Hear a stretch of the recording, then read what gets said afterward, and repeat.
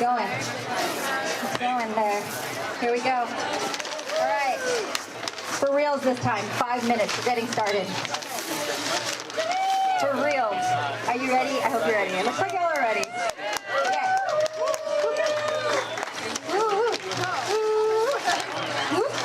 All right.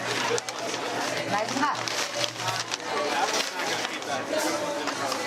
Also, while I have the mic real quick, don't forget that there is a wild card segment for those of you who might have not been sure if you wanted to tell a story or not.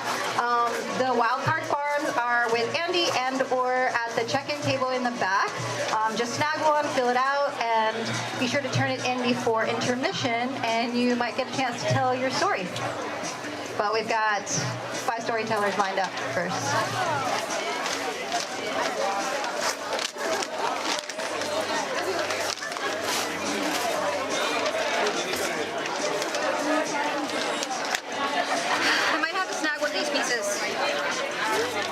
Did you get 3 tickets?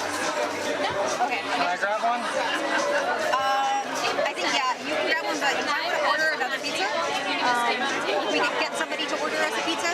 Sage, can you order us a pizza? It's still a little messed up. It's definitely getting better, but... But you have to wrap it?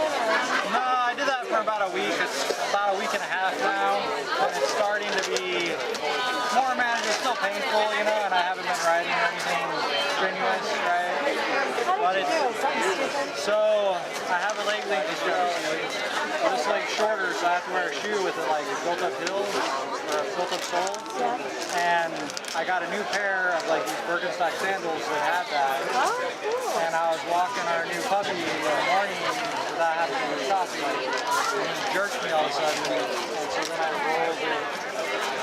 Because of that build up sole, yeah. You have a new puppy in your pocket. Yeah, and I made the straps like pretty tight on it, so I think it just like pinched me along the edge with the straps and everything, and I rolled like that, and it just like damaged all the soft tissue. At least that's what I think. That's what I went to see a nurse practitioner, and she was like, "Yeah, I don't think it's broken. We're gonna do an X-ray or anything."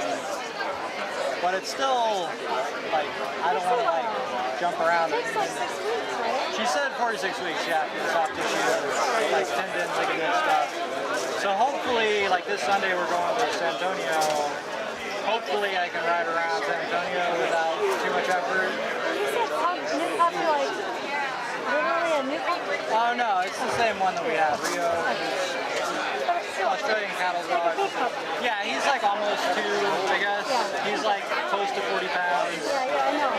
Yeah. Like, you made it sound like there's a new... No. It's the same puppy. Just still rambunctious as hell.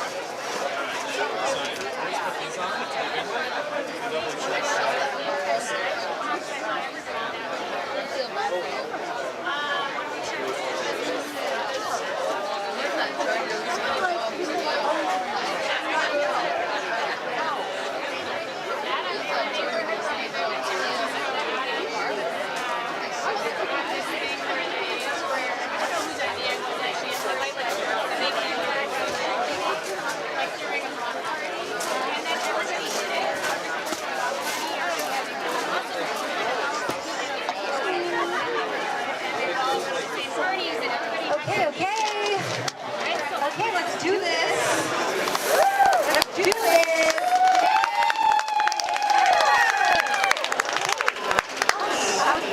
Howdy, everyone. Thank you for coming. My name is Valerie. If you have not met me before, I am the creator, founder of Bike Story Night.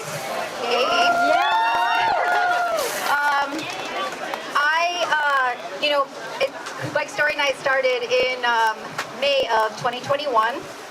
I love photography and I love connecting with people. I love connecting other people with people. I love biking. And so all of those things that I love while the pandemic was in its height kind of wrapped up together while I was laying on the floor and sort of hit me. And then, you know, every other day it was like, oh, there's that idea again. And so the idea just kept on rolling and rolling. And then suddenly it felt really smooth and like something I really wanted to do and just really sticky. And I decided to reach out to Lee from Pedal Pushers and ask if we could have our very first bike story night there. And he said yes, which was just like everything to me, you know, just getting that like vote of, yeah, you can do this thing.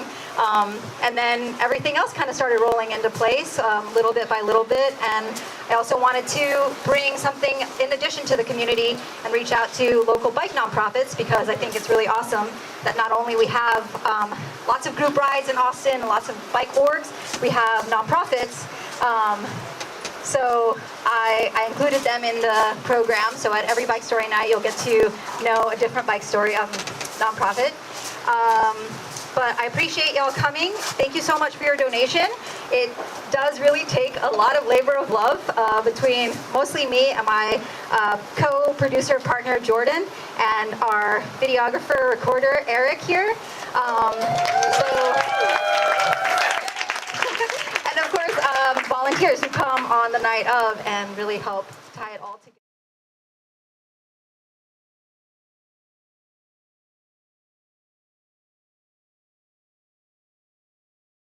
Which more?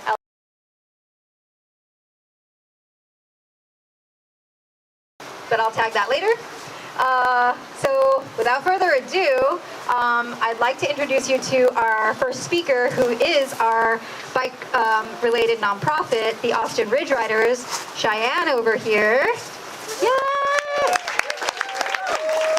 Austin Ridge Riders is awesome. If you haven't heard about them, they are working to keep trails in and out of Austin going, looking beautiful, and Cheyenne's going to tell you all the details. So thank you again. Here's Cheyenne.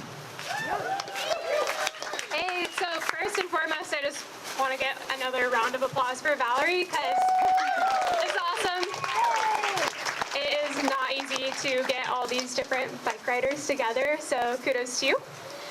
My name is Cheyenne Dolan. I am the Director of Marketing and Communications for the Austin Ridge Riders nonprofit mountain biking club. I started mountain biking here in Austin about 3 years ago, and actually the third time I ever went mountain biking was here. And I wrote about it right after, and since this is a bike story night, I kind of wanted to read it to you guys, so I'm going to look at my paper now. Okay, so there are still pockets of woods in the middle of this ever-expanding city. Places you would not know existed if you limit yourself to roads and sidewalks. These places remain invisible to many, hidden from the roadway by a wall of green. In the woods, there are places some consider sacred, where narrow trails wind through hackberry and cedar and reveal ancient live oaks and mature pecans, slowly being shaded out by Virginia creepers and other invasives. Some trails lead to climbing walls, and some to swimming pools. Many act as shortcuts and thoroughfares for urban hikers and mountain bikers, and those who would rather avoid the road. Sometimes trails lead to little worlds unto themselves. Steep jumps carefully carved and watered as though something beautiful might bloom from their sharp lips. Grown adults ride small bikes and find the kind of joy most only know in childhood. The small jumps, the steep jumps, the trails are circular. Not much land is needed for this kind of joy, but some land is needed. Then there are the trails where people fly through the air. They launch their bikes off large jumps or steep limestone ledges and drop down into another layer of geological time. Most trails, however, don't lead anywhere at all, but that's kind of the point. It seems to me that mountain biking is the perfect activity for summer in the South. The wind created by pedal strokes offers relief from the thick and humid air. You can outrun the no-see-ums and the skeeters. The monotony of cedar thickets passes by quickly, and miles are soon rewarded with a changing landscape. Open fields of thigh-high grass will reveal wide vistas of rolling hills colored green by cedar, oak, and mesquite. The urban areas intersect with remnant wilds as you find yourself going under overpasses with vines crawling up freeway columns and bike through tunnels made to traffic water that are etched with graffiti. On a narrow trail through tall grass we ride. The trail disappears around every bend until we emerge again into a neighborhood with fresh-cut lawns and picket fences, then onto a cement bike path bordered by wildflowers seeded by hand, and back again into the woodlands where a white-tailed deer darts to our right. A water snake hurriedly passes our feet as we carry our wheels over loose limestone rocks and a mostly dried creek bed. We pedal over pedestrian bridges across treetops, past unsuspecting walkers and dogs listing after tires. Derek, my boyfriend, pops a wheelie past a family and the toddler's jaw drops, head turns, eyes bugging in utter amazement and sputters total amazement through their lips. The scene sends a wide smile across my face. We come upon wildlife quicker than they can react and glimpse their surprise as we pass. Surrounded by trees, we are in a tunnel of green until suddenly a radio tower looms ahead. In and out, we pass through patches of nature clinging to the corners of undeveloped spaces of what was and what has been made concrete. We've come across a broad field, not yet developed, filled with Indian blankets where birds emerge and fly right overhead. Vultures roost on a steep tower, and in the distance, cranes wait to build skyscrapers. And then we are brought back to what I know of the city. Cars passing by and anxiety riding high as motorists rev their engines, and I worry if they'll honor the space given to me by a painted white line. In the woods, there are no such worries. I don't breathe in exhaust fumes or wait at the red lights to cross quickly over busy streets. I don't watch for doors to swing wide from parked cars along bike lanes or feel the heat rise from the black surface below as the sun beats from above, the heat island effect, the rushing cars, all the noise. As cyclists, I think we mostly can relate to this desire to escape, to find adventure. We escape our minds through physical exertion. And I think mountain biking it gives us a taste of adventure and freedom. But I think most people might not really relate to the desire to advocate for these trails. It's not something we're just drawn to. But trails are not a given.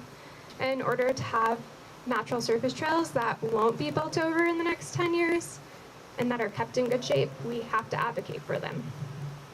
All right, I'm gonna read a list of trails. I would like you to raise your hand if you've ever hiked or biked on them. Start with Brushy Creek Trail, Walnut Creek Trail,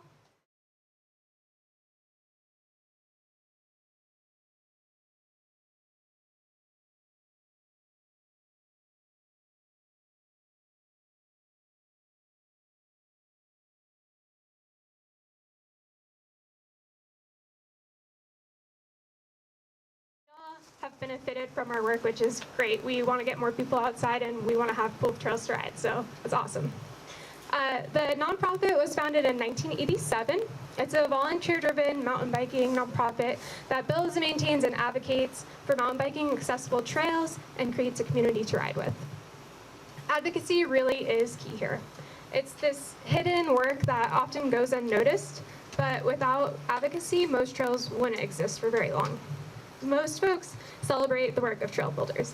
It's super rad. We love to see dirt move and trails formed, but oftentimes we don't understand that this takes years and sometimes even decades to create those trails for a shovel to hit the ground.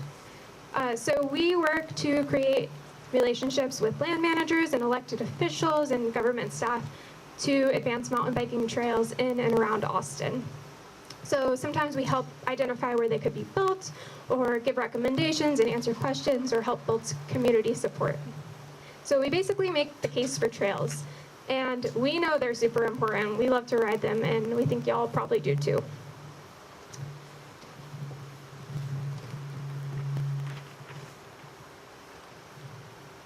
Almost done. So, the work takes time, takes patience, and it takes planning. We are a member of the International Mountain Biking Association. There's about 400 local mountain biking chapters across the United States, and each advocate for trails at a local level. to create access. And here in the Hill Country, we're really lucky to have some private landowners who have the foresight and openness to allow us on their land, places like Spider Mountain, Ripley Peak Ranch, and Black Creek Crossing, but we want to see more trails and we want to see them closer to home. We want to be able to ride them like from our front door after work. We don't have to drive a long distance, but that's really hard in a city that's rapidly developing and in a state where 95% of the land is private. So again, it comes back to advocacy. We're really lucky that we have a lot of trail stewards across the Hill Country who coordinate volunteer efforts at places like Walnut Creek and Brushy. Colin over here with the camera, he is our trail coordinator. He makes a lot of the magic happen, advocates all day, every day, for free, and maintains the trails at Walnut. So we also organize all skill level rides at Walnut Creek every Sunday at 9:30. We know mountain biking is not an easy sport to get into. It's especially not easy if you don't know anyone who does it. So please, if you're interested, feel free to come out and join us. Back in the 80s and early 90s, when the nonprofit was created, the sport was largely male dominated, and it still kind of is. So this woman named Dawn, she was an early member. She was talking to the girlfriends of the dudes who ride and their friends, and they were saying how they wanted to learn to ride, but their boyfriend's like, well, just follow me and just do what I do and you'll learn it. I mean, if you're a girl and you ride, you've heard this. It's not always the case. You might need a little bit of explanation. So from that program, Ride Like a Girl was born. It focuses on skill development and just having fun, making friends who ride. That's a summer program. So if you're a lady and you want to just ride with ladies, you should check that out. It's called Ride Like a Girl. Okay. And so I mentioned we're a nonprofit. All our board leaders, we're all volunteers. We don't get paid. We rely on our members in order to advocate for trails, to build tools to maintain trails, and to put on events like our monthly group rides. So if you're interested in becoming a member, it's really easy. You just go to IMBA, which is International Mountain Biking Association.com/join. It's $5 a month. Not a lot of money. More important than the money is those numbers. Those member numbers show local leaders that people care about trails and they want to see them, accessible to mountain bikers. So check that out. Last little thing, if you guys are interested in coming out and riding with us, all our events are on meetup.com. You can just search Austin Mountain Biking Club. You'll find us. Thanks for your time. I really appreciate it.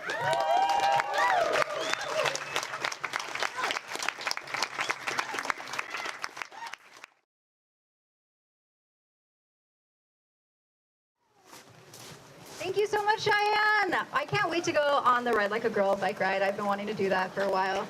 All right, our next guest speaker is John Wood, who works in the bike shop. Did y'all know there is a bike shop right back here next to the Meteor? It is the Meteor Bike Shop. He is representing the Meteor tonight, so be sure to give him a warm welcome applause. Come on up, John.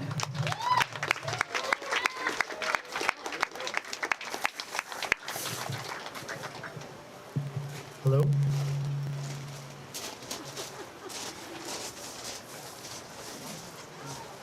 Guys, I don't have a lot to say. I just want to thank everyone for coming. Say how grateful I am and how much it means to me to get to be part of so much more than just fixing bicycles. We're in a space where there's a whole lot of cycling culture we get to share. And I'm really glad to see everyone here. When the folks that started the Meteor did this, they wanted more than a restaurant and more than a bike shop. They wanted a place where so much can come together, like a bicycling theme. And tonight, this is the kind of place that feels like it really worked. I just want to say thanks, how grateful I am to get to see everybody here and be part of this. So I hope you'll have a great night, and we'll hear some good stories. Thank you.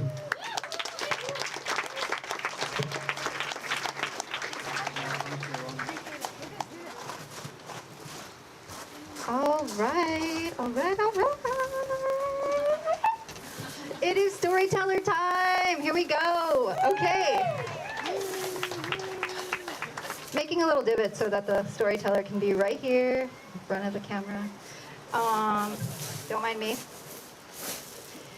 The first storyteller I'm super excited to introduce, but I'm actually not going to introduce the storyteller. I have an introducer to introduce the storyteller, so I'll introduce you to the introducer, who I'm really excited to also introduce you to.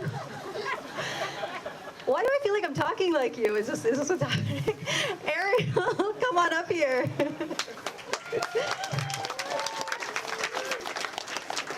They're all connected here.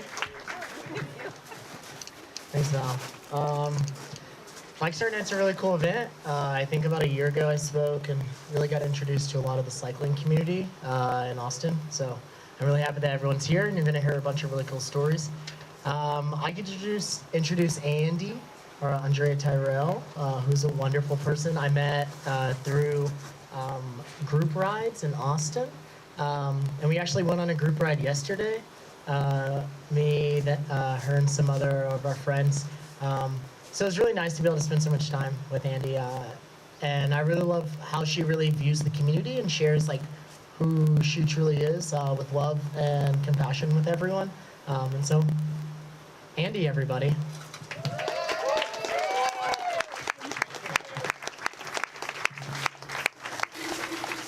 Sorry, y'all, I'm a little nervous, so it's gonna help me sit.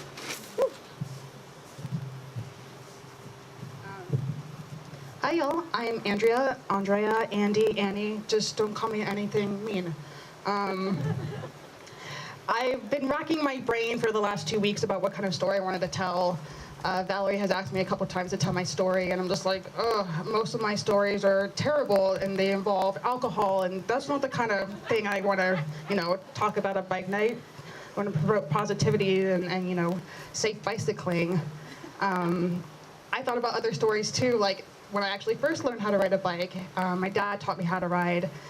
It was at the time we were living in Philly, and I just remember the street that we were living on at the time was littered with potholes, and he was just so adamant about getting my training wheels off, and there was my mom standing on her porch with a box of Band-Aids.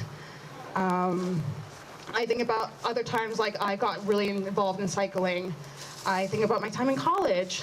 When I was in college, like every, 22 healthy-year-old cis woman, I was motivated by sex.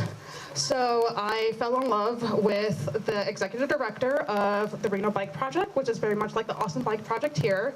And in order to convince him I was cool, I did everything bike related. I did ladies' night and taught different bike mechanic things. I volunteered for everything. I just really hope no one would notice me. I think about other things like the various accidents I've been in.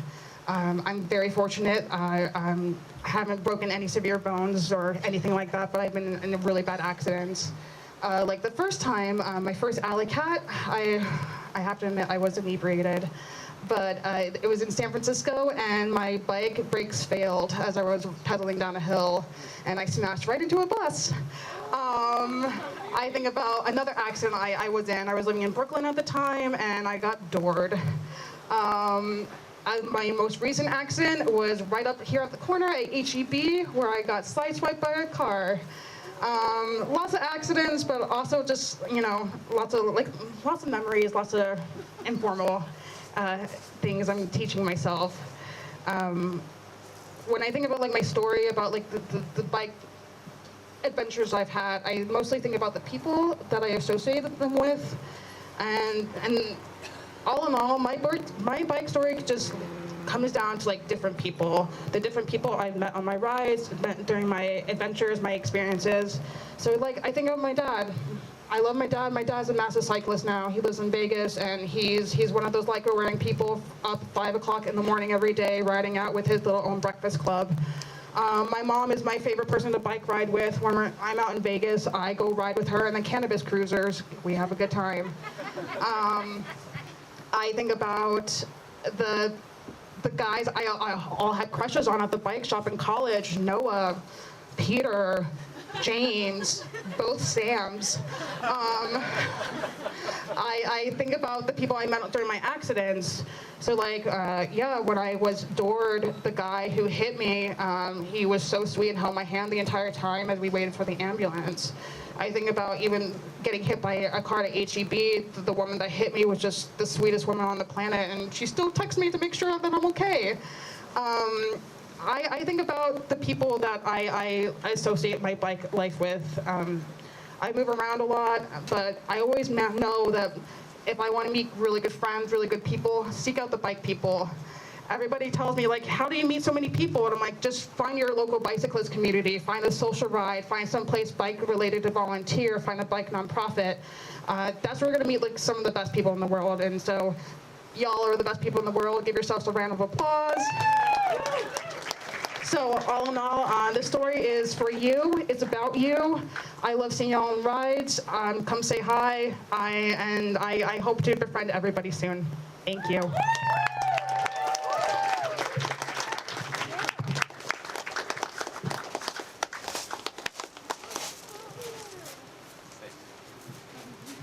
Howdy, I'm Anthony Hamlet. I do some bikey things around town and like been playing around. Came here to visit friends in 2010. They took me out on a bike ride and then another bike ride, and so far it's been a good visit. And maybe I'll figure out what I want to do with life. But so far I've been meeting all of y'all awesome bike folks and assume everybody that I meet knows and loves each other, and obviously everybody here clearly has some sort of connection to biking, so of course you know and love biking and all the crazy bike adventures together.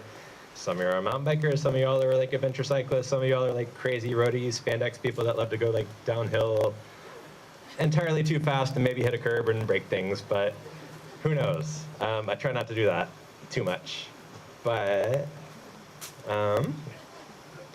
I've also done like the crazy like Tour das Hugel and other things that are coming up, and knowing that Austin Ridge Riders were talking earlier, I really appreciate that. I love volunteering with y'all, and one of the things I missed out was the Juniper Ridge Trail at Pedernales State Park. For anybody here who is dumb enough, or adventurous enough, there's a really good thing coming up called the Enchilada Buffet that is unofficial, and all you crazy mountain bikers can do like 70 miles of all of Austin's mountain bike trails, something like that. I'm probably getting it wrong. I can't do it.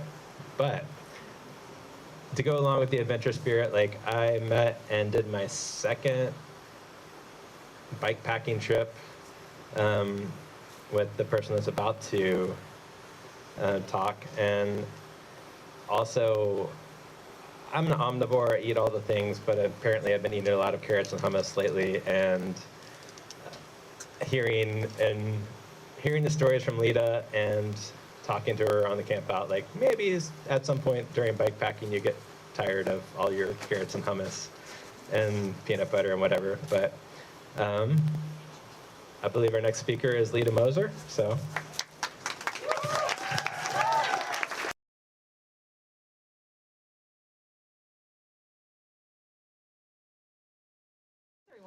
So just by show of hands, how many of you are planners and like you know where you're going in life, you know the path, you've got the plan? Just a few, all right. So a lot of, yeah, all right, okay. So I've got something to learn from all of you, because I mentally call this kind of the plan versus reality circa 2006. It's been a while. Because in 2006, I was living my plan, which was fully academic focused. I was in a good grad school. I had sacrificed a lot. I'd gone to all the Saturday schools to like get good SAT scores and like, you know, be a standard nerd. But I had arrived. You know, I was getting paid to go to school.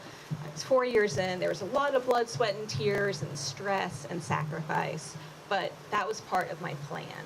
And my whole identity was kind of wrapped up into that. So I felt like I was winning, even though I was really unhappy in my program.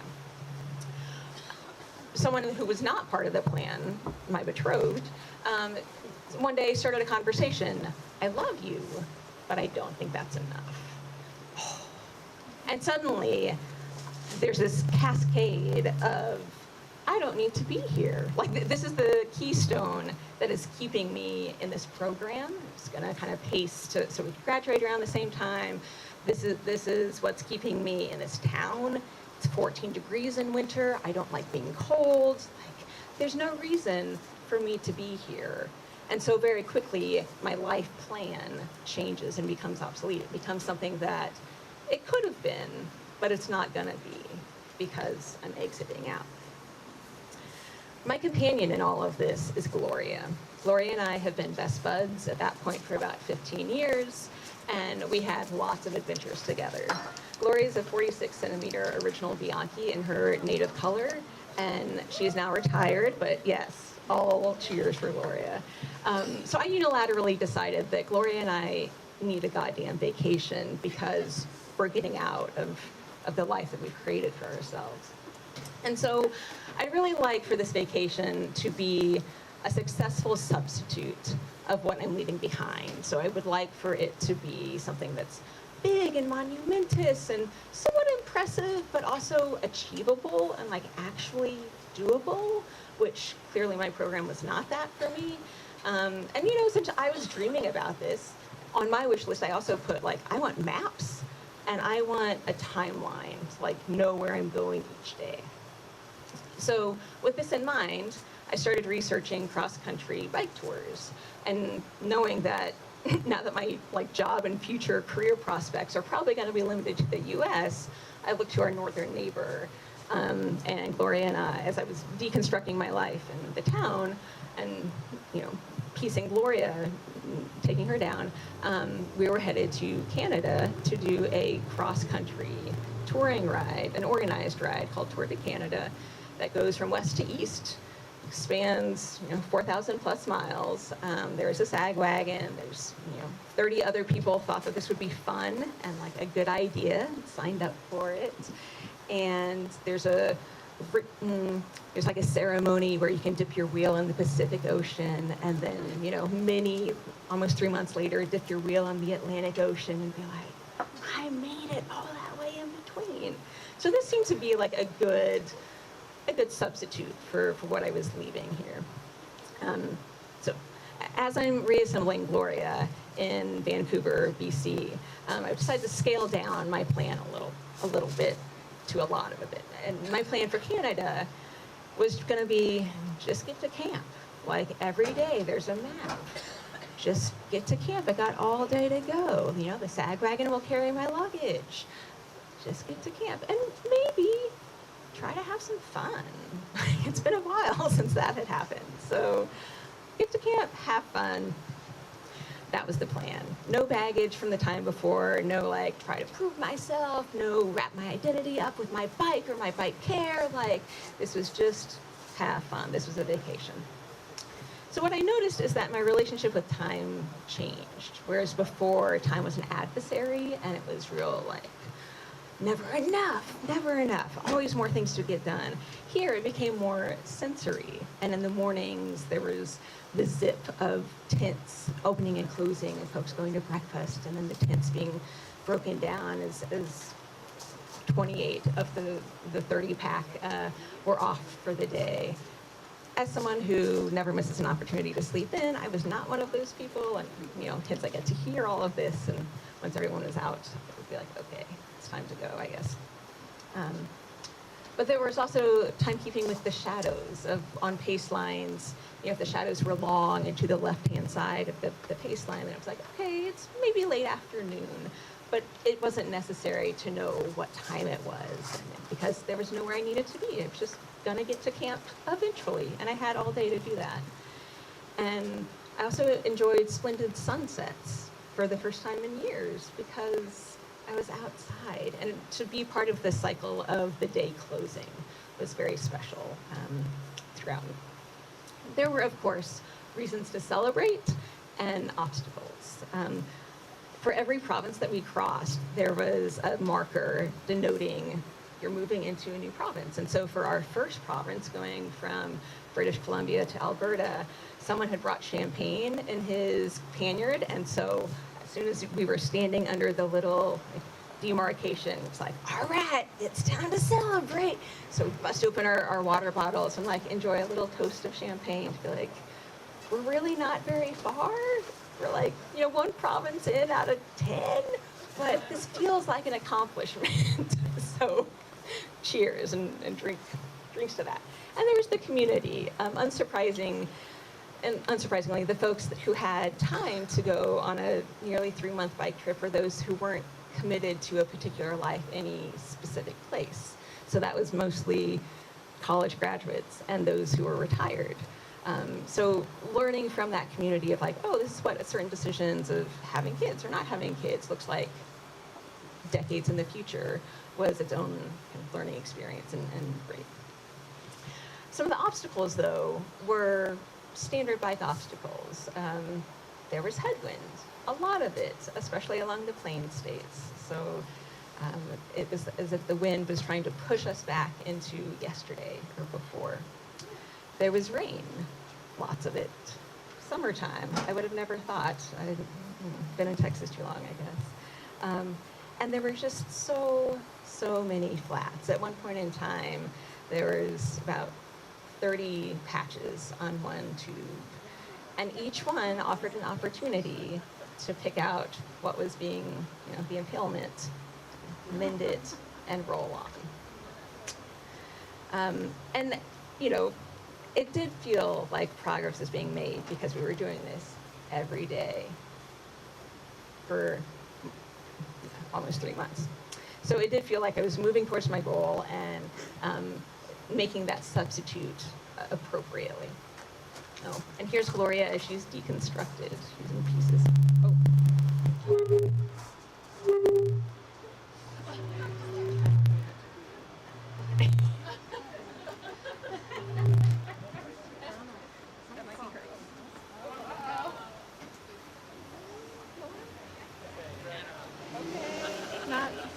Maybe.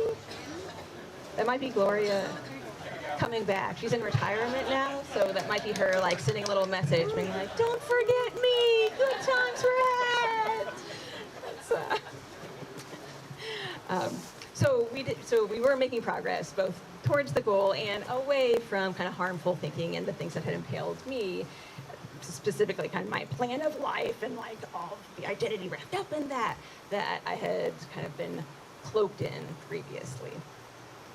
And so after about 80 plus days of riding across all 10 provinces of Canada, we arrived. Maybe. We got to Newfoundland, and it was a crummy, rainy, overcast day. And of course, like our finish point was at the top of a hill, but we did it. Oh. And yes, at any point along the way, there were plenty of opportunities to be like, are we there yet? Are we there yet? So this is like probably in Ontario, being like, we're here, which is not the end, but we're making progress. So yes, we make it. And also in Ontario, there's a road sign that helped kind of frame my both physical travel, but also kind of mental and emotional travel as well. And the sign posted, one way was Phillips Township, it was a known road. And on the other direction, it was uncharted territory. And it was a great wake-up call to be like, if a country can just be like, yeah, we don't know what's this direction. Like, I don't know. Explore at your own risk. It felt like it gave me some opportunity to be like, yeah, my future, I don't know, unsurveyed, to be explored. I'll find out in good time. And so that also helped kind of break the mold of like, I must have a plan. I must know what I'm doing and be working towards that goal at all times. So we, yes, made it, and even as long as a cross tour,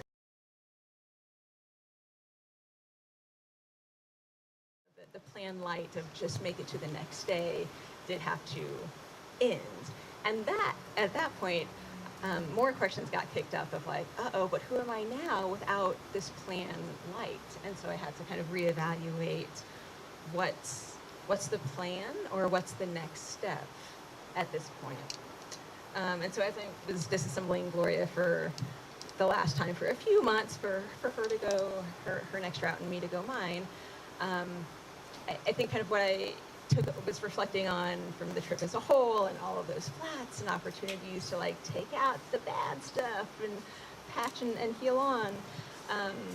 It kind of come to a middle of the road idea of planning, of kind of, roll, and reevaluate is kind of my mantra now. So for all of you who are not planners, I'd love to hear how you navigate forward towards your goals as well. And for those of you who are, I would love to hear what tools you use to like keep yourself going.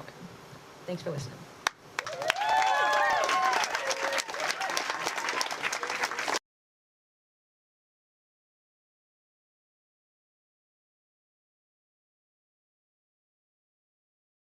Bike Story Night is here so that we can reconnect after several years of crazy times. And I'm really, really so excited to be here with y'all again. I just wanted to reiterate that. I also wanted to remind you of a couple of other things. We have wildcard submissions. We already have one in, which is great. They are at the check-in. So if you are thinking about sharing your story towards the end of the evening, please be sure to get a wildcard submission and turn that in. We will also have, even further towards the end, we'll have an opportunity for folks to come up for about 20 to 30 seconds to share anything that you have going on in the community, specifically if it's bike related, or especially if it's bike related, that you just want to share. It doesn't have to be a story. It can just be your own personal plug of an event or bike thing that you're in with. I'm super excited to introduce you to this next special guest. We have David Garcia, who is the field guide for SRAM here, and he's going to share with you what SRAM's got going on, what he's got going on. He's also got this wonderful photo booth back here, so be sure to get over there during intermission maybe. And then again, also Ridge Riders is back there during intermission. We'll go into intermission right after David's chat.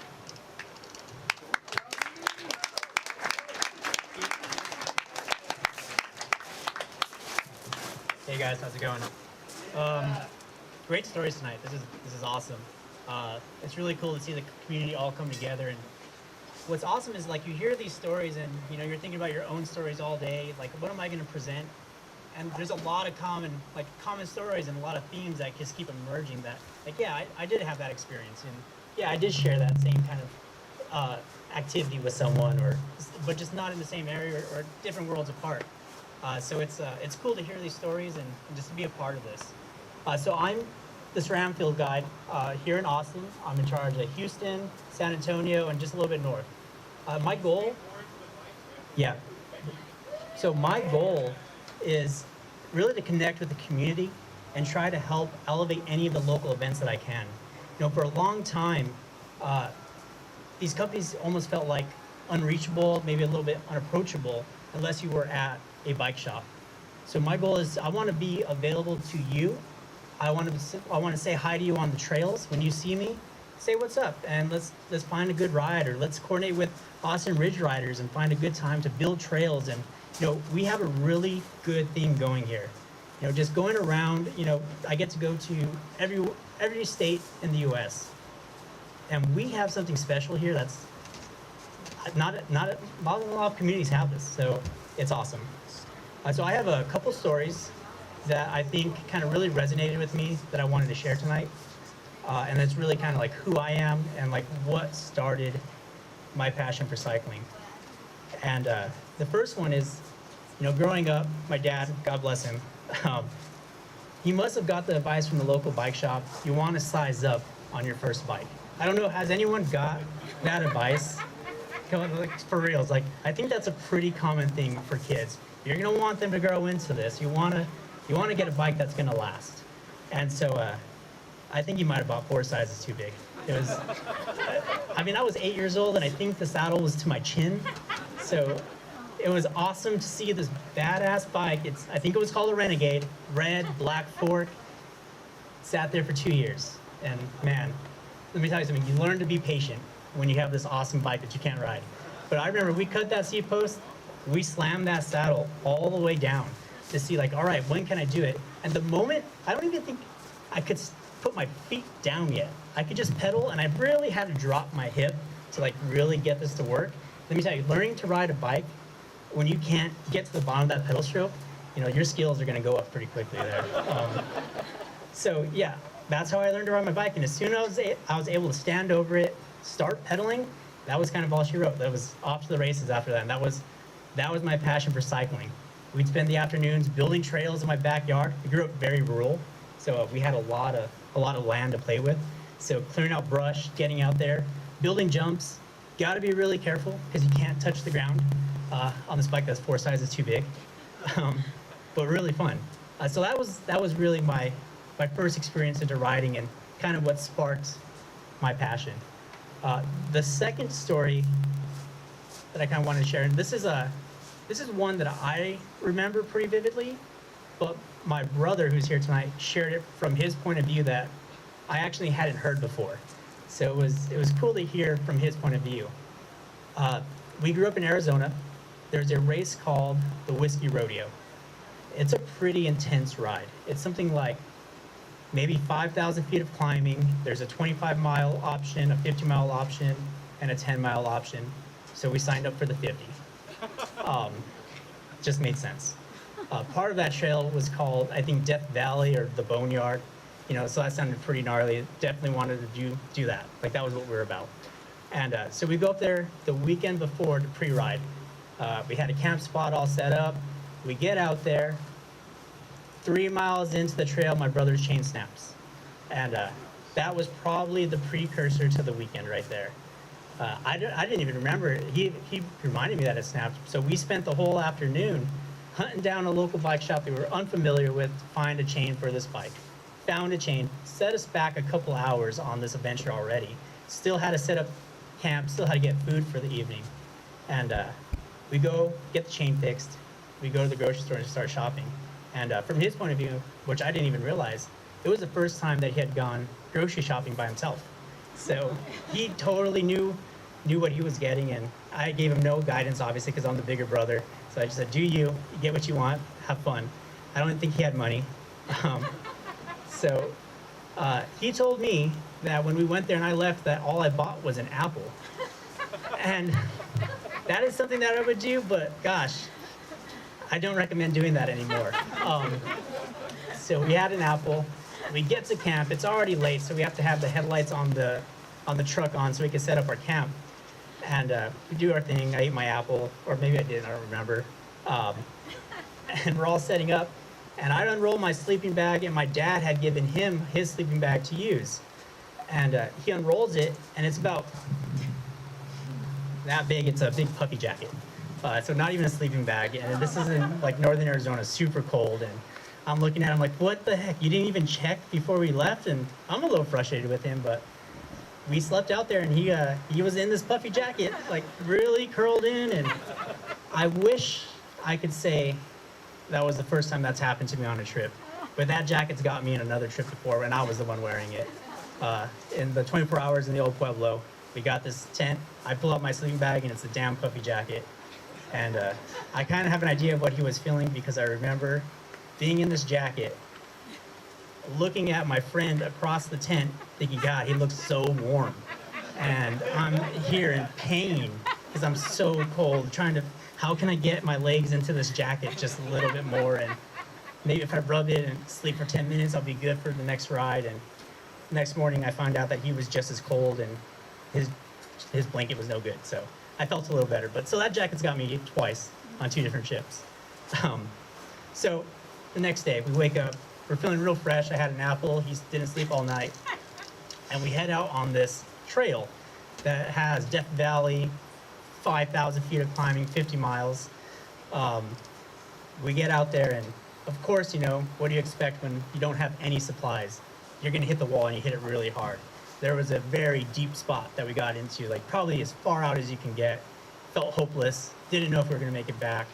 Was really starting to go through our resources, like what are we going to do to get out of here? Like, do we call 911?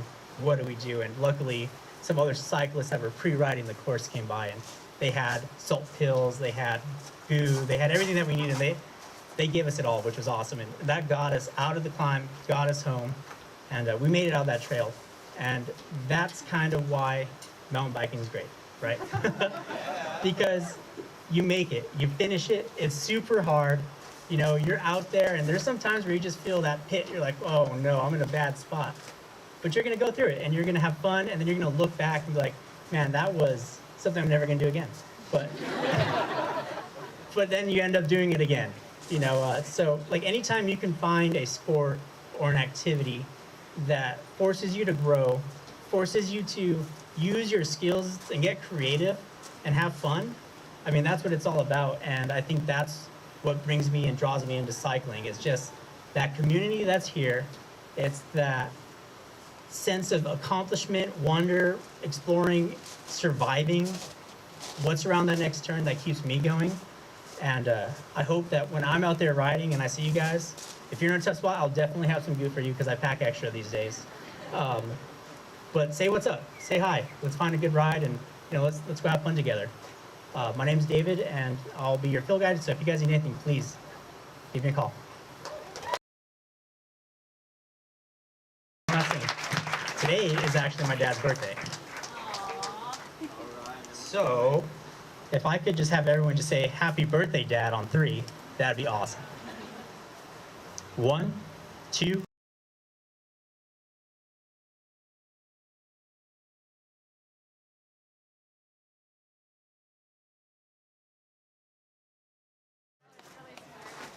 Thank you so much, David.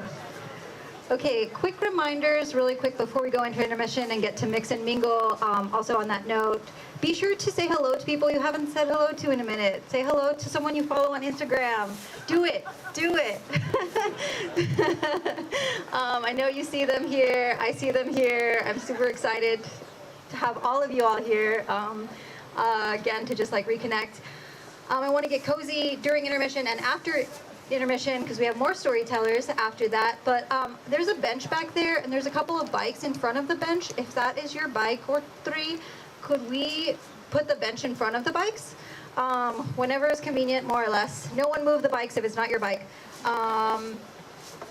Also, just a reminder, the Meteor has a really awesome deal for a pizza and pitcher. You get $10 off. So if you're feeling a little hungry at this point, thanks again to Shram for the sweet deals. Thanks again to all of y'all for donating to this event and keeping it going. I feel like there's, oh my gosh, there's several things more. Well, hold on. Just keep yelling them at me. Okay, we have raffles.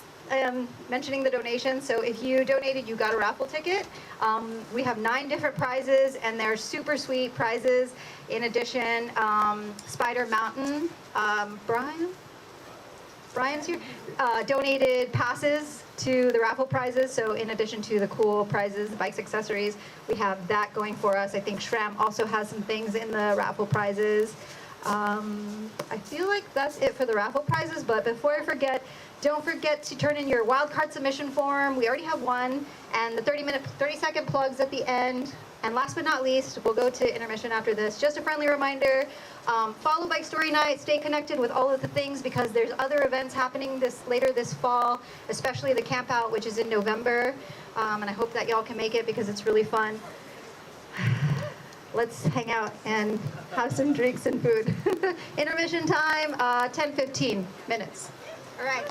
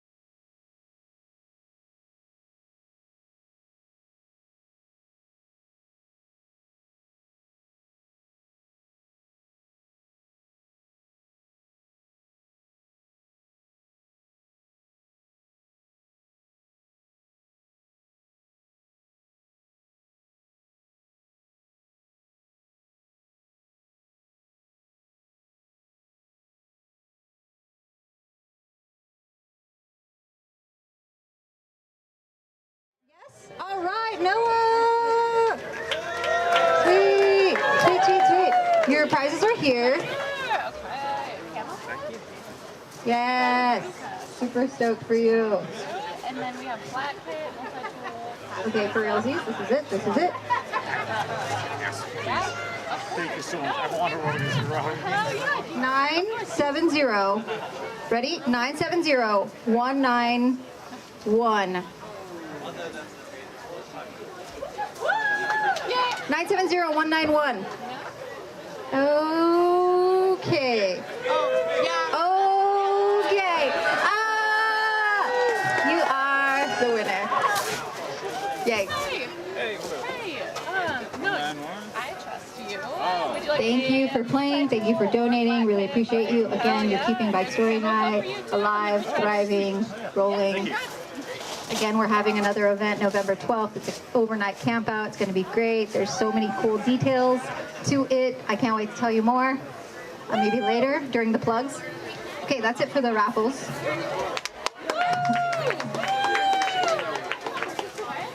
One second.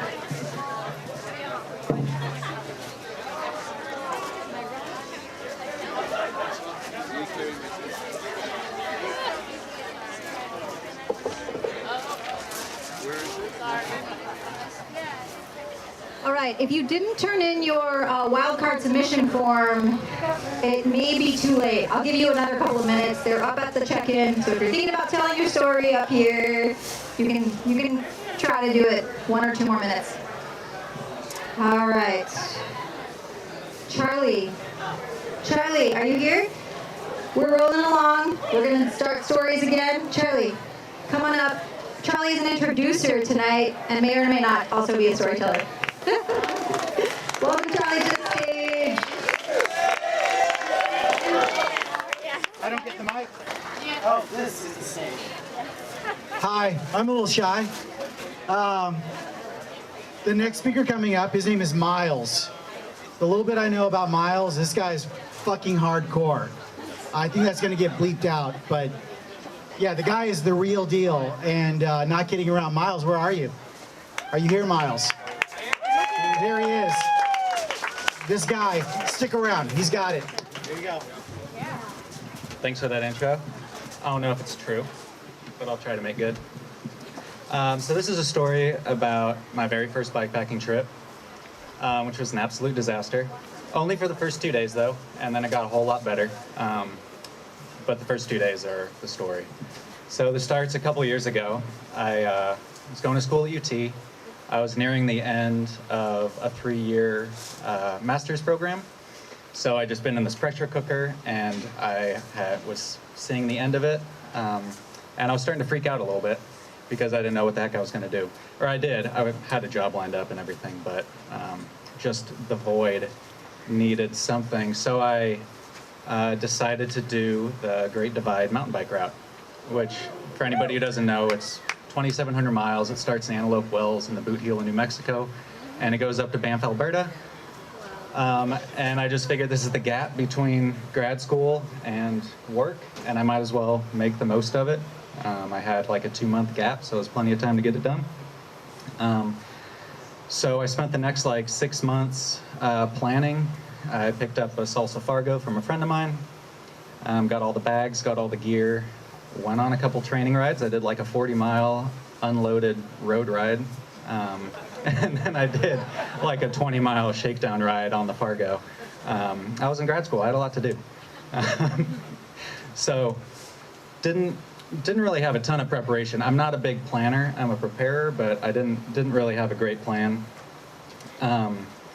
And yeah, just had always wanted to do this ride. I'd heard about it like 10 years prior from a woman who had done it on a cyclocross bike with a trailer, as people did it in like the mid-2000s before bikepacking was a thing. And it just sounded incredible. And in bikepacking tradition, I had to do it solo and I had to be self-supported. You know, just like Lewis and Clark, just the two of them, zero support in the wilderness, man against nature and all that. So kind of immediately I figured the first problem was actually getting to the start. So I was going to do it south to north, which involves getting to a super remote spot in New Mexico. You know, there's not public transportation or airports out there. I was trying to figure out ways to get there via Amtrak or flying to El Paso and this and that. And knowing what I know now, it would have been pretty easy to just fly to El Paso and bike. But ended up hatching this plan. Me and my lovely girlfriend, now wife Katie, would drive out to Marfa, have a nice weekend over Memorial Day, like see the sights. And then she would drop me off in Van Horn, where I would then figure out how to get to the Great Divide route in the middle of New Mexico. And I don't know if I ever really told her this, but I didn't have a clear idea of how to get there. I was just going to kind of feel my way like through the Chihuahuan Desert. I'm not really really sure what I was thinking, but that's what I got myself into. So she dumped me at a Stripes in Van Horn, and I put my bike together and packed some tacos in my bag and like rode under I-10 through a bunch of 18-wheelers, and then it's a very small town, so in like 2 minutes I was just in the desert. And it felt very foolish for a couple minutes, and then it was like a really beautiful morning. So I was cruising along. I was doing like 14 miles an hour, which felt really good, very fresh. Seeing rabbits. It had rained, so it was super green out there. Overall, feeling very optimistic. And then it was like 11 a.m. and it was starting to get hot. It was a heat wave out there. It wasn't supposed to be 95 in May, but it was, and it just kept warming up. And I was aiming for Guadalupe Mountains, which was my first stop, because I knew that was a campground, and it was only 65 miles on pavement, so how hard could it be? And I kept riding, kind of left the mountains behind me, the Sierra Diablo Range, which is the actual name of the mountains out there, the Devil Mountains. And then it just kind of, the landscape opened up into this like alkali pan, and it was so goddamn hot. And I ended up finding a tree to have lunch under. It looked a lot like this tree, actually, except without the box. So I kind of like crouched under it and like ate my Laredo taco. And was feeling pretty bleak. I kept riding. I saw an antelope that looked worse than I did. It was like, it's missing one of its pronghorns. It was like losing fur. So that didn't feel good to see that. And then I finally got to Highway 62, which makes a right turn and then gains like probably 1,000 vertical feet up to the campground at Pine Flat. So I made a right turn and started feeling absolutely terrible. And it took me probably 2 hours to cover a couple miles, just get up this big hill. And then finally got to the ranger station and kind of collapsed. And that's when I learned what heat exhaustion was. I had just enough service to Google my symptoms, and I was doing terribly. So I just kind of sat there for like an hour, like squirting water on myself from my water bottles. And then finally felt good enough to go in the ranger station, like get a campsite, kind of stagger over there, and then sit, and then just keep kind of squirting water on myself. And it was super rough, and it was not a great way to start the trip. And I had like a bar service, so I was able to, start texting Katie, start texting my mom, be like, hey, this isn't really what I signed up for. I feel rough. And 65 miles on pavement just absolutely wrecked me. So that's not a great sign for the rest of the 2,700 miles. And their reply was pretty unequivocal. It's the first fucking day. Like, get it together, eat some food, get rest. Like, what did you think you signed up for? Did you think it was going to be easy? Like, get it together and do it. So I did. Made dinner, ate it, like a pile of couscous, and a neighbor camper gave me a warm beer, which was actually really, really good. And I mostly recovered. So I woke up the next day pre-dawn and hopped on my bike and started heading towards Del City, I was originally going to try to go all the way to Waco Tanks, which is 80 miles. After the prior day, I was like, I'll just try to do 45 to Del City and just like inch my way to the middle of New Mexico. So started off with a long descent, felt great. Turned onto this shortcut that I was pretty sure would cut through to Del City on the old Butterfield Stage Road. It did not, it just disappeared into this waist-high mesquite. So I burned like 20 miles trying to do that. And then went back to the highway, kept on riding. There were 18-wheelers passing me. There was like a 90-degree headwind. At one point I looked over and I was passing through the salt flats out there, and there were dust devils, like made of salt, which wasn't great for my mental state. And there are also Pepsis wasps, so many of those, which are like black wasps with red wings, like 3 inches long. They just kept flying, they were hitting my face. It just felt like hell, so I kind of had a bit of a breakdown. Right at a rest stop, like found another tiny tree, a really sad little cottonwood, and got under that. And once again, started texting my folks back home. It's like, this is not good. I'm having a real hard time. And my mom, bless her heart, just like leapt into action, called AAA for me. Because I was sort of a motorist. I was on a bike. I think she bent the truth with them. And a couple hours later, a dude rolled up on a flatbed. I strapped my bike to the back of that. And he had come from Van Horn, and he was just turning around and taking me straight back there. And anybody who's like gone on a bike trip, everybody, all the normies you see are like, how did you get here? You're on a bike? That's crazy. What are you thinking? And usually it's like, oh yeah, like I'm having a great time, I'm fine. This time I was like, oh, you have a great point. Like, I don't know what I'm doing out here. Thank you for the ride. So got back to Van Horn. As soon as I got service again, once again, just like this flood of encouraging text messages from my mom, but she had also gossiped among all her friends and family members. So lots of other people, like my aunt and sister. And everybody was also like leapt into action to figure out how to get me to the middle of New Mexico. My sister told me to ride through the night for cooler temperatures. My mom was like, I'll put a hitch on my car and drive out there, and like she has a very small car that doesn't fit a bike in it. Like, I'll have a tiny trailer and then I'll drive you. I was like, you don't have to fly into El Paso. And I finally, with all their help, devised a plan. And also the help of the hotel owner who let me stash my bike in his personal room. He's very friendly. I hopped on the Greyhound. I took that to El Paso. I rented a car in El Paso. I drove back to Van Horn. I put my bike in the trunk. I then drove to Silver City, where I knew I could drop off the rental car. And then finally, at 11 o'clock on the third day of this trip, I finally made it to the Great Divide Route.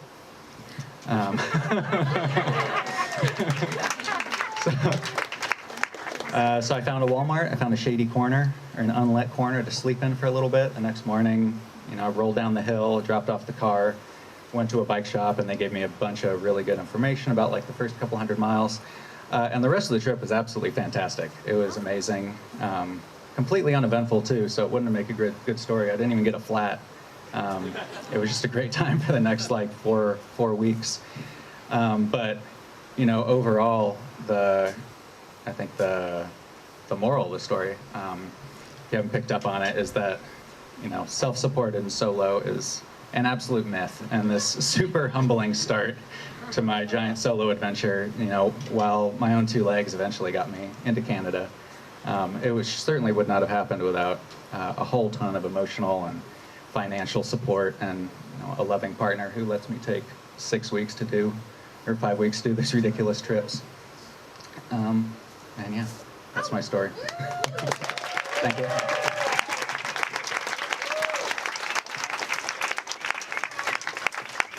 Miles, everyone. Let's give him a round of applause. And cheers to Miles' mom for the AAA saving action. I'm Mel. I love carrots and I hate hills. I'm super excited to introduce our next speaker, but first I wanted to say thank you again to Val, Jordan, Eric, and all the volunteers for putting together Bike Story Night and getting together just a really cool group of people who love bikes. This community is amazing. I also want to say thank you to Lucio. He is the organizer of Coffee and Bikes from Houston. So if you're ever in Houston, check out Coffee and Bikes, ride with them. He came all the way up here from Houston for Bike Story Night, so thank you, Lucio. Check them out on Instagram, coffee.and.bikes. I hate hills, so I was like, Houston, I'm gonna ride there. Nice and flat. And thank you to everyone who rode to the Meteor today with me. I thought I was gonna ride from South Austin Rec Center by myself, but then people showed up and rode together, and it was amazing, so thank you, everyone. This next speaker is a fill-in, a surprise fill-in, so I'm super excited. Word on the bike lane is that he's super rad, so I can't wait to hear his story. Charlie, everyone.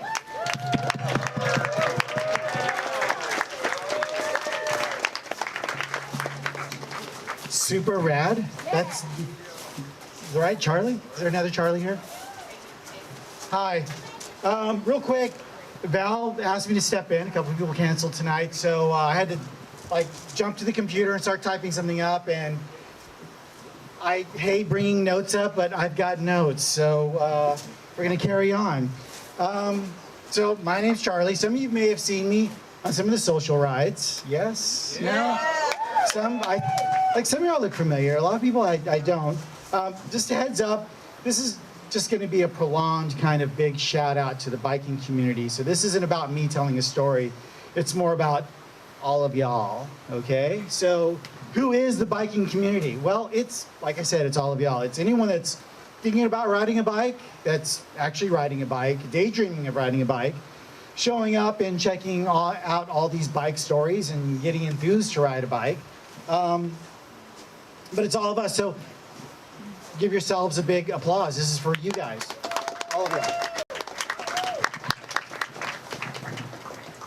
All right, hang on, I gotta unfold my notes here. So let me get back a moment to my love of cycling. I was lucky enough to be a part of the first bike story night, which I told my story about me growing up riding a bicycle, and to this day I still ride a bicycle, and it all goes back to me being that little kid that got on the bike and had just a thrill riding on it. I'm sure some of y'all may relate to that a little bit. But for a big part of my adult years of riding a bike, I did it by myself. I was the guy that would, I had a pretty cool bike, and I was like, fuck yeah, Saturday morning I'm gonna get up and I'm gonna ride the shit out of that for 30, 40 an hour, right? Anthony's over like, what, 30 minutes? Yeah, but I'd haul ass and come back to the house, and I loved doing that because it was just me. I didn't have to rendezvous with anyone or make any plans with anyone. I would just get up, and if I felt like hopping on my bike, I would hop on it, do my lap, come back to the house, grab a couple tacos on the way maybe. And I was the guy that people would say, hey, I think I saw you the other day, like riding your bike. Hey, can I ride with you? And it's like, I kind of ride on my own. And so when I started kind of doing that here in Austin, because I'm originally from Houston,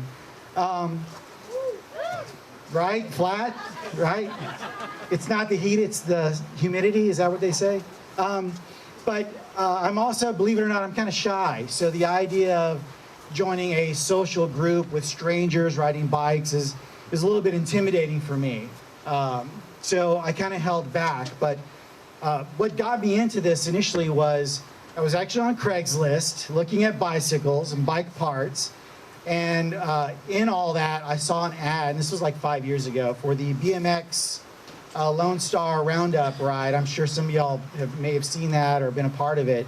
And yeah, I still kind of ride a big 26-inch BMX style bike because it's what I know. So rode that, had a blast, met some people, and they said, hey, by the way, there happens to be a Saturday morning ride. So I hopped on that immediately, started doing the Saturday morning ride, and met a friend who ended up being a neighbor. And they said, hey, you should do the Sunday ride as well. And that's how I met Val and Jordan. So so that's kind of, the unsocialite becomes a socialite, right? So as I'm riding along, doing my thing and unfolding my notes and kind of filling in as I speak, let's see, I've passed all that, looks like. All right. All right, so what am I going on and on about? This is basically a big shout out again to all those folks, and I'm talking about not just like we're hanging out here and we're talking about bicycles, and some of you guys rode your bikes here and we're all kind of hanging out, but there's a lot of folks that are really, really, really hardcore. They're doing mountain biking. I know there's a heavy fixed gear bike group here. There's the gravel bike folks. There's the hardcore endurance bike folks, the pedicabs. There's folks that commute. So there's a ton of people doing a ton of stuff. And what I'm getting at here is that if you're riding a bike or into a bike, or maybe you're sitting there thinking, I wish I had a bike, but I don't know how to get into it. There's a community for any type of style of bike riding you want to do. You just got to step up and be a part of it. And who knows, you may end up riding around and finding yourself in front of a group of people with a microphone. and say, maybe you shouldn't have had 2 beers, maybe you should just had 1 right before you got up. But double fisting is my MO, so that's how I work. And that's all I've got. And again, a big thanks to all of you. Another round of applause for all of you guys. Not for me, for all of y'all for being a part of this, okay? And I think that's all I got. Val? I hope y'all feel warm and fuzzy, because I was double fisting and I'm warm and fuzzy. So, all right, Val. Thanks, Charlie. Thank you so much. Okay, we have one more storyteller, and then we have, hopefully, we're going to have room for a couple of wild cards. We have 3 submissions in, and then hopefully we're also going to have time for the 30-second plugs, so community plugs. I don't want to Meteor to get upset with us. They close at 10, so we're going to have to like truck along, pedaling along. But we are also going to make room for the rest of the prizes. So without further ado, here's Drew to introduce the next storyteller. Give it up for Valerie. Thanks everyone for coming out. I love this event, the community that it brings together. Bicycles, they make us better people, and it just brings everything together. I spent a few years living on a bicycle, riding all around the country, and crash landed here with no intention of staying, got stuck in the velvet rut. Pretty much every familiar face I know here, I met through bicycles and the bike community, and as other people have said, it can be intimidating. I resonate with a lot of the stories, but just put yourself out there, you know, talk to someone you've never met, go on the ride you've never been on before, whether it's road, mountain, gravel, BMX, stop in your local bike shop, talk to your local mechanic. They know where the rides are. You know, everybody here knows where a lot of the rides are. A lot of people ride multiple disciplines, but none of this would be possible without people in the community advocating for these types of things. You know, the ridge riders maintaining the trails is just amazing. Sorry, I don't really know where I'm going with this, but I was very caught off last minute here introducing the next person. Oh, I am. So we're gonna give it up for Jenna Lou. She has overcome some awesome things on her bike and done some amazing stuff, and she's gonna tell you all about it. So, Jenna Lou.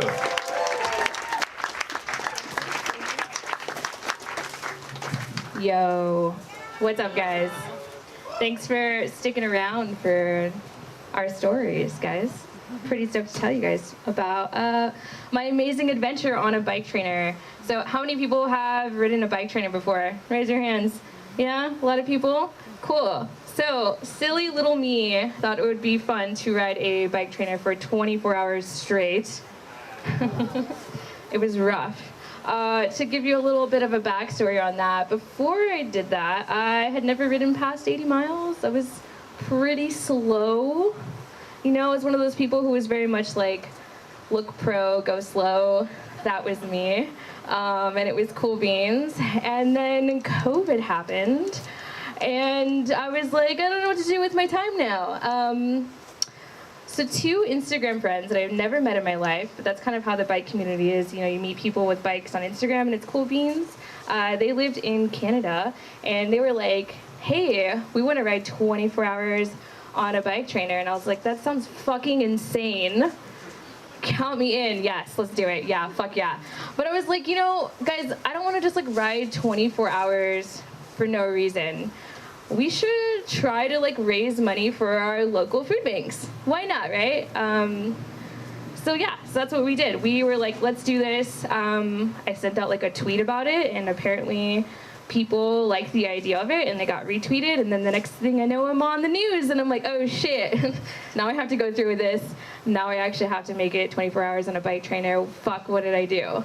So there was a bunch of press and it was cool beans. I was living in San Antonio at the time, and they gave me like my own link to donate. So we hyped it up a bunch, and I was like, yeah, I'm gonna live stream it, blah, blah, blah. Mind you, again, I've never ridden past like 80 miles, and I had never been on a bike trainer before. Like, I think I maybe did like 20 miles on a bike trainer before that, and I was like, yeah, I can do this. This is fine. So I set up Zwift on my like living room screen, and I was like, yeah, fuck it, let's do this. And yeah, so we went for it. And the first hour, I was feeling good. I was like taking Instagram selfies. I was like, yeah, donate here, blah, blah, blah. Hour 2 was going good. Hour 6, I was like, okay, we did a century, cool beans. And then, 2 a.m. rolls around, and I'm like, I'm not okay. How much more of this do I have to do? So there was 3 of us. There was me, my friend Josh, and my friend Yannick. And Josh and Yannick are in Canada. Yannick actually tapped out, and I was like, shit, now I gotta stay in this. It can't just be Josh by himself on Zwift for fucking 24 hours, right? So I'm like, all right, so we're going through this, and we're raising all this money, and it was pretty incredible to see the San Antonio, not just the San Antonio community come together, but like communities all over the country. I mean, we had people like with Heavy Pedal and Water Bottle and people from different states like jumping on Zwift to ride with us through the late hours of the night. And I was like, holy shit, the bike community came through. So fast forward all the way to almost the 24-hour mark. I'm going like 5 miles an hour. I'm like barely like, let me tell y'all, 200 plus miles on a bike trainer was not fun. I was like mentally breaking. I was like, the Zwift song is like, gives me PTSD, like, fuck that song. Yeah, that was that. But we were getting some pretty massive donations. One guy donated like $1,000 and he was like, it's really cool to see people in the bike community doing cool shit for people in the city. And I was like, fuck yeah. Like that alone made all of it worth it. And then I finished. And we like live streamed the whole thing and it was cool beans. And I remember getting off my bike, I sat on my couch and I just cried. For like 30 minutes straight, cried. And I was like, I can't believe I just did that. I finished with 205 miles, the hardest 205 miles of my entire life. But yeah, we ended up raising, for the San Antonio community, raised more than enough for 35K meals in 24 hours. And I was like, fuck yes. Bike people showed up for the community and it was phenomenal. And Josh and Yannick raised close to the same amount as well for their communities in Canada and it was phenomenal. And after that I was like, what else can we do with bikes in the community? Like there's no reason we shouldn't be able to use stuff that we're passionate about to raise money for the communities that we live in. And so now I get to show movies and do bike-related events in different cities. And we raise money for the community. Recently, we did one with Cycle East and Ariel, my good friend back there. Thank you. And David from SRAM. Thank you very much. We hosted a screening of Pee-wee's Big Adventure. And we raised money for Buckle Bunnies and the FI Center, which is abortion funds for women in Texas. So, fuck yeah. Which also, October 11th is the last day to register to vote. So if you haven't already registered, please go and do so. But yeah, thanks for listening to my story. That's all I really have to say. Passing the mic back to Val. Thank you, thank you. Love you. You're amazing. All right, again, I'm gonna try to keep it simple and short here because I wanna make sure to get in the wild cards and the community plugs. So we do have more prizes to give away as well. So speaking of donations, let's segue into that here really quickly. I'm gonna call out some fun numbers. Okay, get ready, get your card, your tickets out. Here we go, I'm gonna do this fast. 970-228. 228. Ah! Whoop, whoop. All right.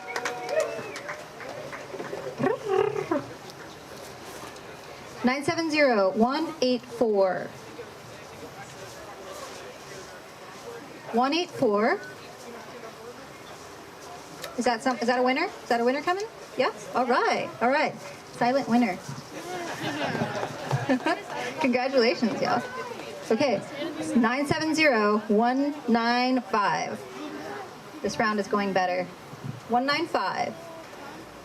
Zach, what number do you have?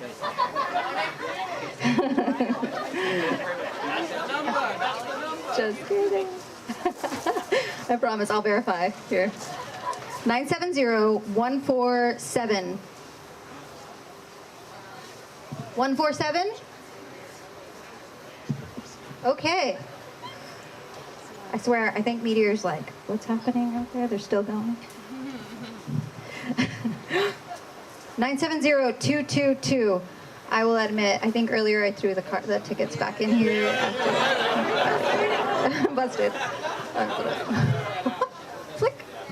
What are the odds? Right after I did it, I was like, shh. Okay, 970-221.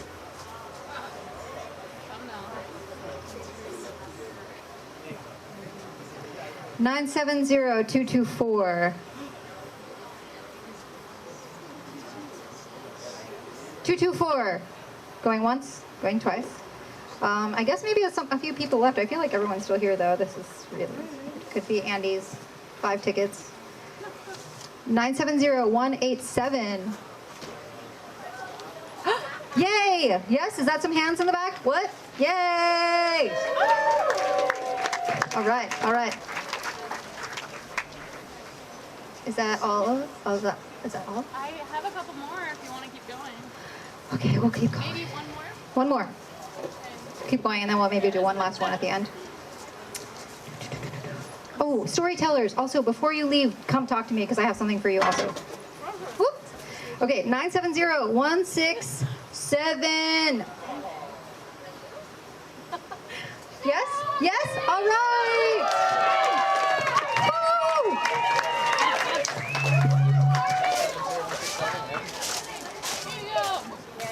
Spider-Man tickets. Oh, you're gonna Valerie, when are you doing Spider-Man tickets at the end?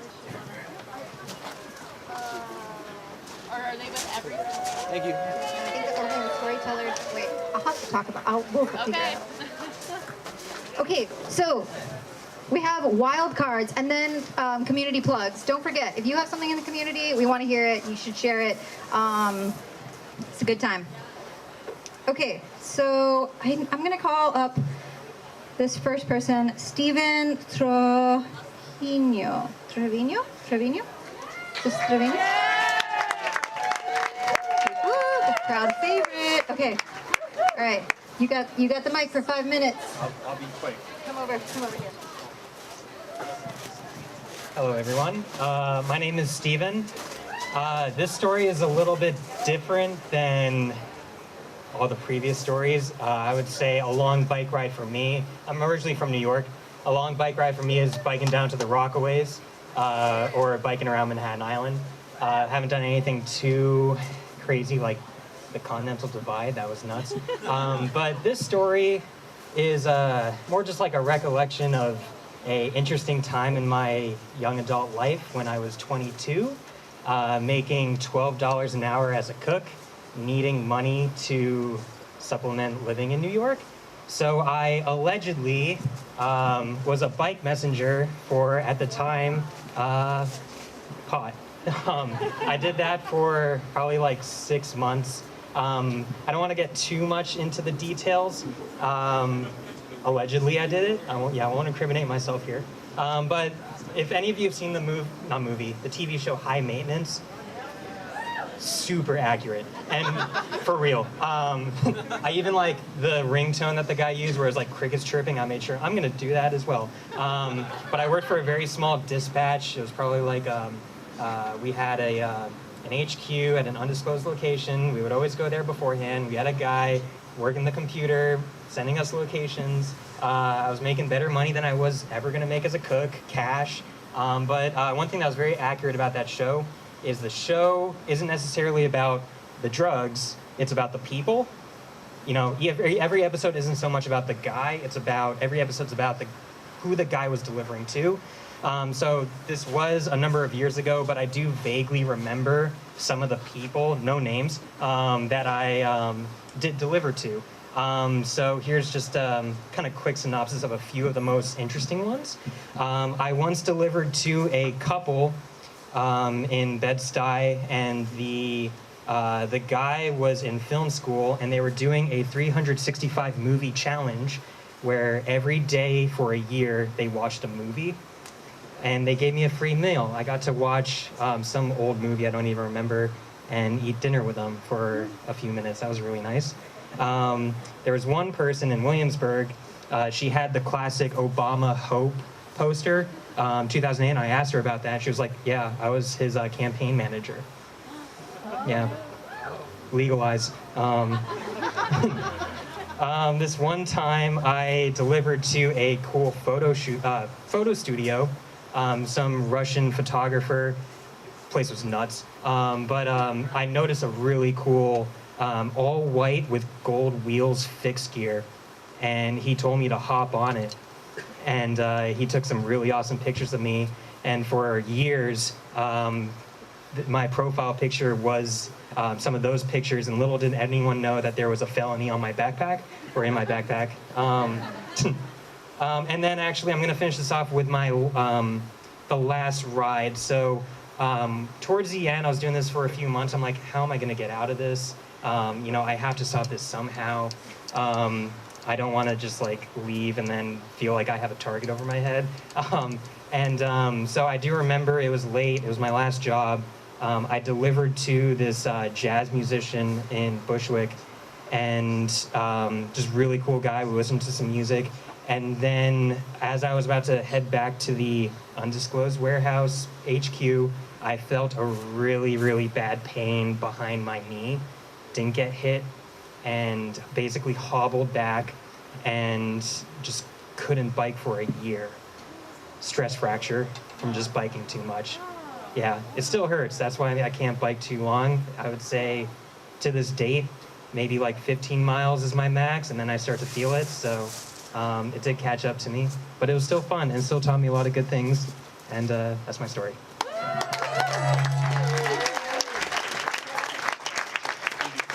Thank you. Thank you so much, Stephen. Fun stuff.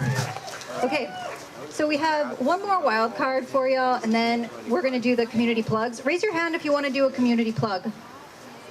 1, 2-ish. Okay, cool.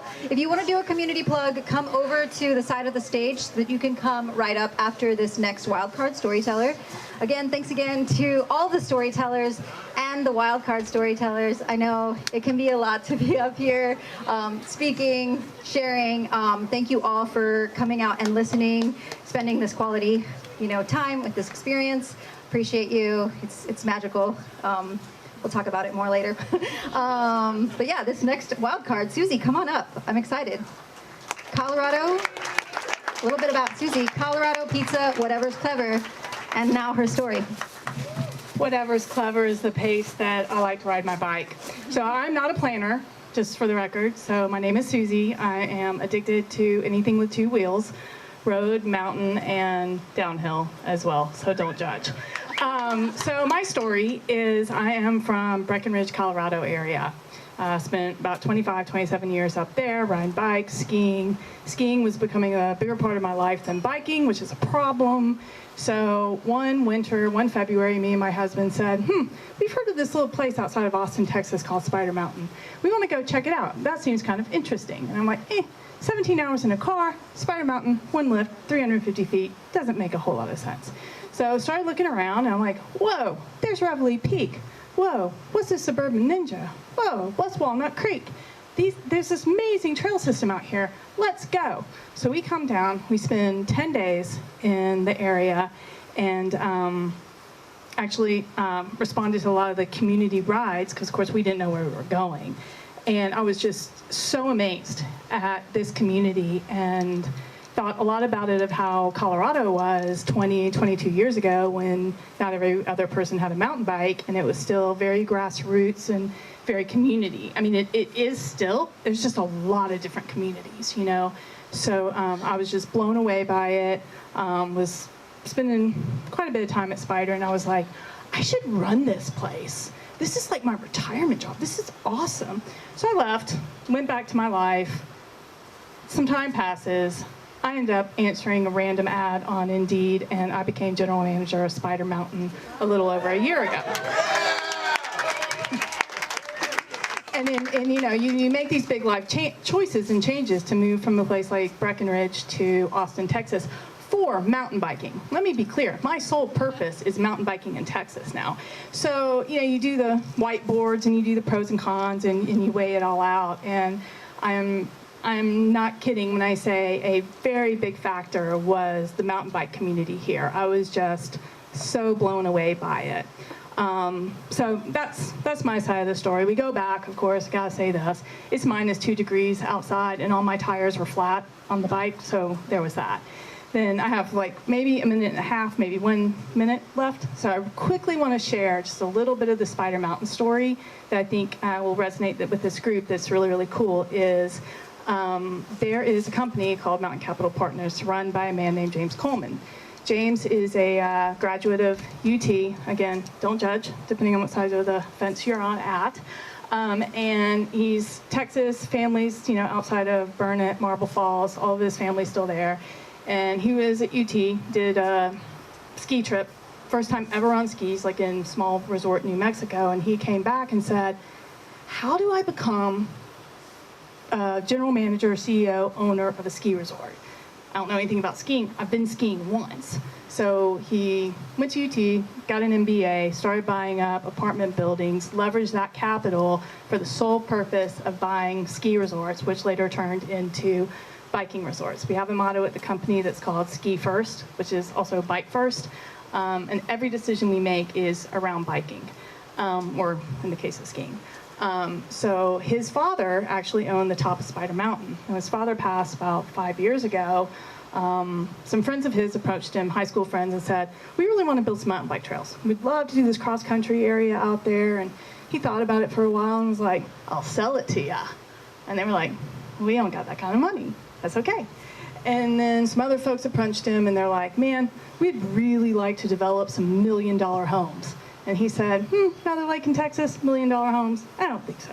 So, thought about it for a while, something that really resonates with his passion of giving people the opportunity to ski and bike, decided to build this bike park, and not only is a great legacy to his family, but also opening up the doors in just another way. I'm a cross-country rider, at heart, but we have a saying, like, kind of at the resort, coming from a ski background, you don't send people, into the backcountry. And, I'm talking like really hard trails, right?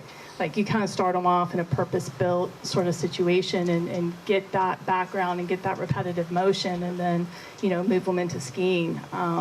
So I've been there a little over a year now, and Spider and myself are just, really proud and really honored to be part of this community and hope that we can do a lot more out on the trails, working with local advocacy groups and helping build what is certainly going to be, a much more advanced trail system in community 3, 5, 10 years from now. So thank you.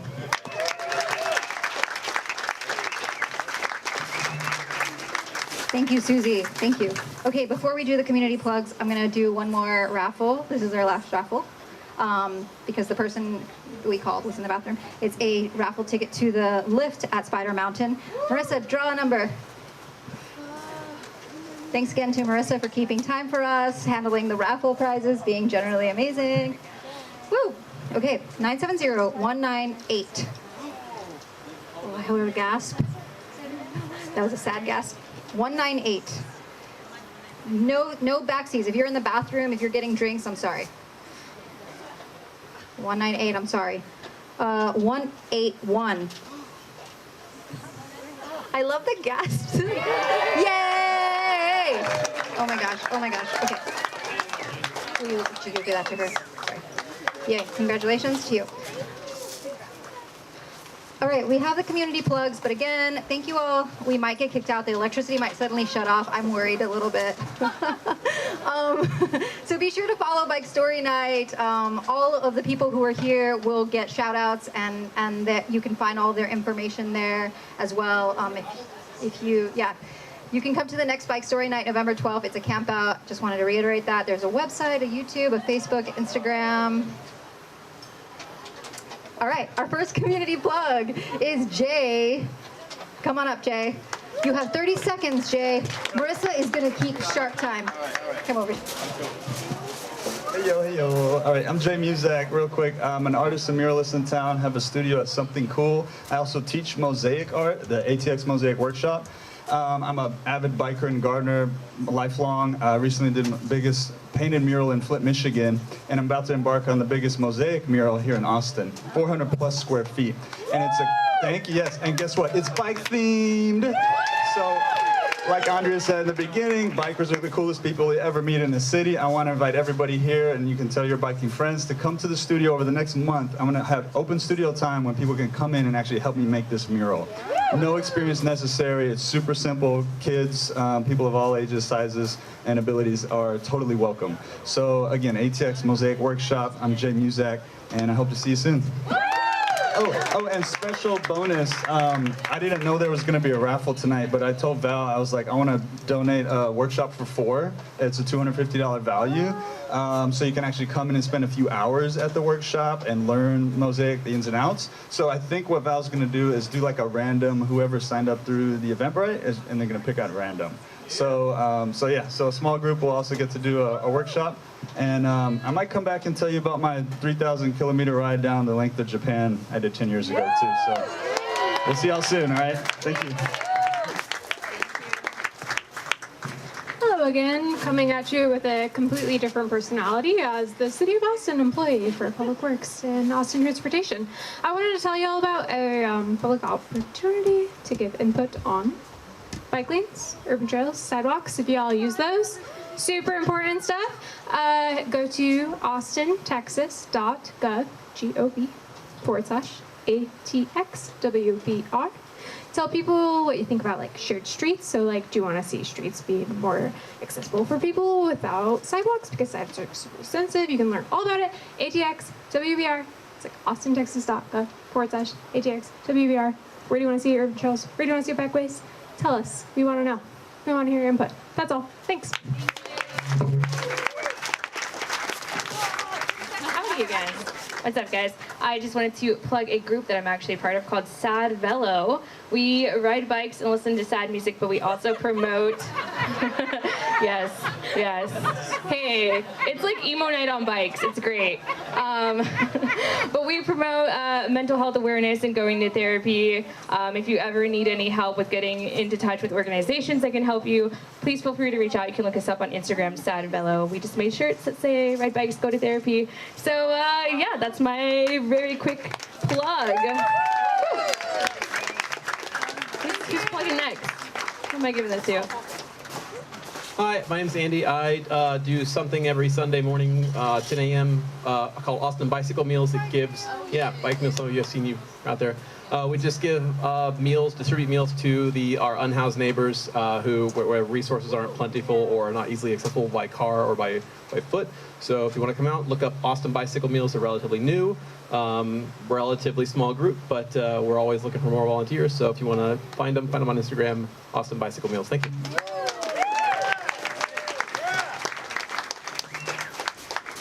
Hello everyone, my name's Adam Greenfield and I'm with Rethink 35. Anyone heard of us? Thank you. We are a all-volunteer community group that is pushing to stop the expansion of I-35 through Austin, which is one of the most regressive, dumb, stupid, reckless proposals that has ever come to Texas, and we're going to take this thing down. It's finally time to stop this rampaging highway industrial complex from ruining every single city in this country. So we have a petition here. Come up and sign the petition if you haven't already. We can stop this thing. Thank you very much. Hell yeah.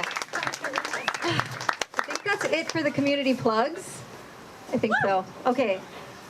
I am so happy, y'all. Thank you. I can't talk about it more because I will get emotional. But trust me, I am so happy that all of y'all came out here and you spent this time listening to other cyclists in the community. Stay tuned for the recap post. All of these things will be shouted out in that post, the other post. I'm sorry that we have to do social media. Also, there's a website now, so we can do it that way. I'm super excited. Of course, if you sign up for Eventbrite, there will be an email. extreme thank you. Give yourselves again a round of applause. SRAM, thank you so much for coming out and making it a rockin' party with surprise drinks. Appreciate you. Austin Ridge Riders, thank you. Volunteers, thank you so much. Thank you, Jordan, Eric, for being rock stars and making this event extra awesome with sound and video. One thing we did last time here at Meteor was we took a group picture. I know that there's about 70, 80 people here, so we're gonna do our best to do that. If you are not into group pictures, you don't have to, of course, but we're gonna try to do this and then let the Meteor head home. So finish up your drinks. You don't have to go home, but unfortunately, this is the end of Bike Story Night. Again, November 12th is the next Bike Story Night. I know there's more stories, there's more fun. November 12th, okay? And after that, there's another event sometime soon. I can tell you, but we'll talk about it later. Okay, thank you.